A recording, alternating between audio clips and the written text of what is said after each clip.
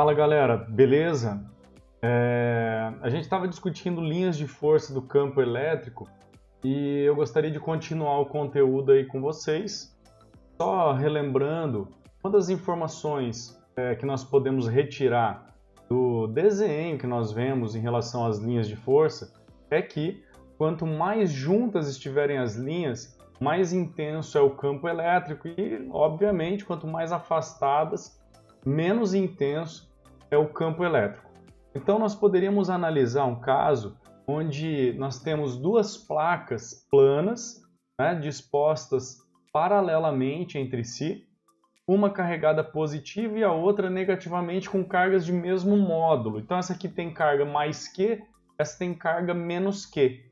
O que acontece é que o campo elétrico formado entre elas vai ter essa configuração aqui, ó, linhas retas, paralelas e igualmente espaçadas. Nós vamos chamar essa configuração de campo elétrico uniforme. Nós vamos abreviar isso por CEL, beleza? Então, sempre que eu falar de CEL, você vai lembrar de campo elétrico uniforme. Linhas retas, paralelas e igualmente espaçadas.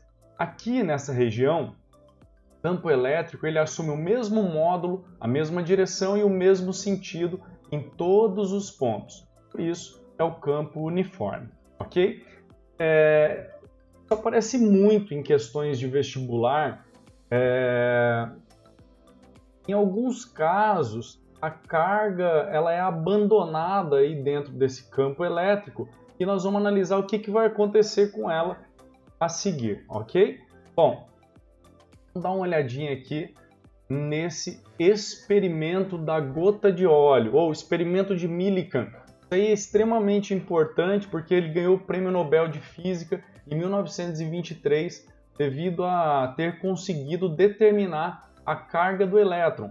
Então, essa experiência ela cai muito em vários vestibulares, ok? Então, é a parte mais importante dessa aula, tranquilão? Beleza? Bom, o experimento consiste em um capacitor, que são as duas placas planas dispostas paralelamente.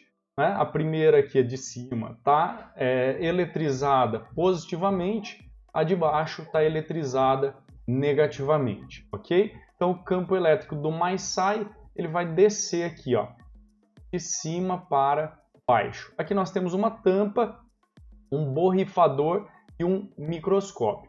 O que Millikan fez? Ele borrifou óleo aqui dentro desse recipiente, algumas gotículas de óleo entram por um pequeno orifício que tem aqui nessa placa e ele vai olhar essas gotículas por um microscópio. Ele percebe que algumas dessas gotículas elas ficam em equilíbrio. Mais precisamente, elas ficam paradas. E aí então ele sabe que no equilíbrio a força resultante sobre a gota é zero. Sendo assim, o que nós precisamos ter? Qual é a situação para que essa gota fique em repouso? Veja, aqui a gente tem um esquema. A gota eletrizada tem o seu próprio peso e, devido a estar imersa em um campo elétrico e estar eletrizada, surge uma força elétrica para cima, que justamente vai equilibrar o peso da gota.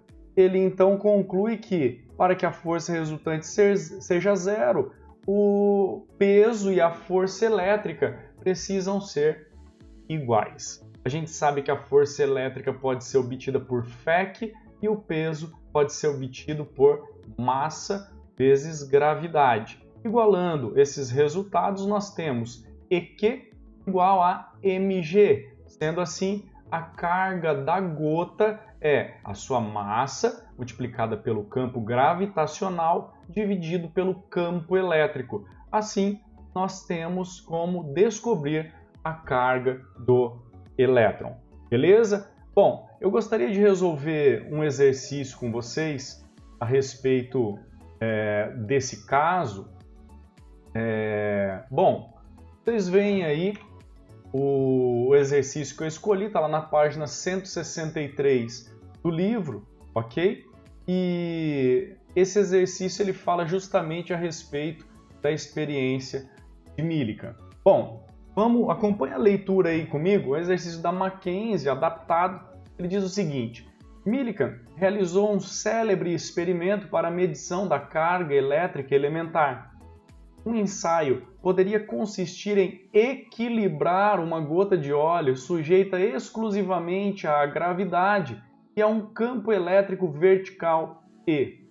Admita que o peso da gotícula seja mg, que é 1,610 a menos 17 newtons, e o campo elétrico tem intensidade 100 newtons por coulomb e que a gotícula possua um elétron excedente.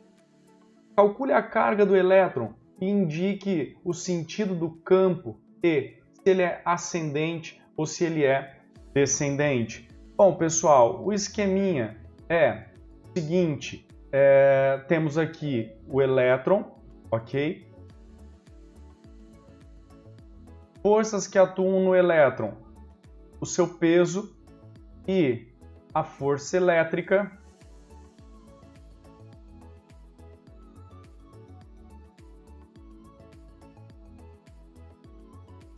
O campo elétrico, para que essa força aponte para cima, já que o elétron ele é negativo, o campo precisa apontar para baixo, ok? Bom,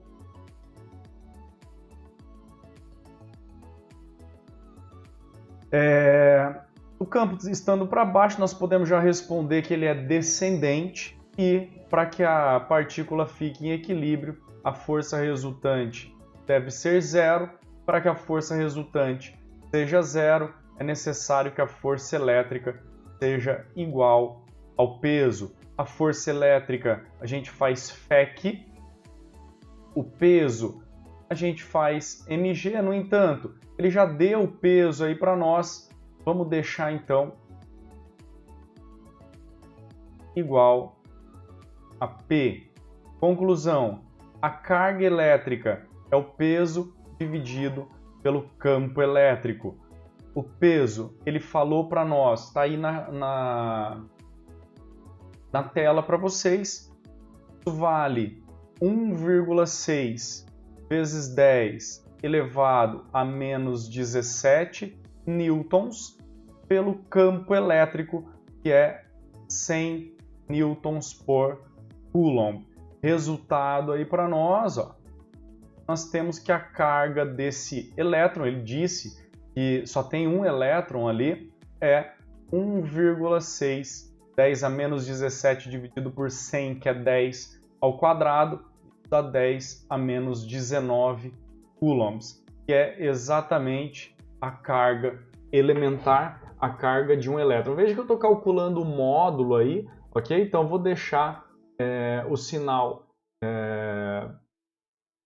de fora, beleza? E é isso, galera. É assim que a gente vai trabalhar com essa ideia da experiência de Millikan.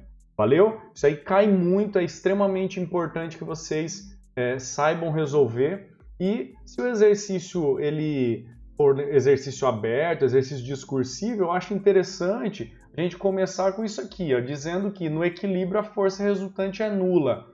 Se o exercício não for aberto, se você quiser já pegar a formulinha pronta, que eu discuti lá na aula com vocês, ou você lembrar já que a força elétrica precisa ser igual ao peso, eu acho que é interessante, a gente ganha um pouco de tempo. Valeu? Um abraço, tudo de bom, até a próxima. Tchau, tchau.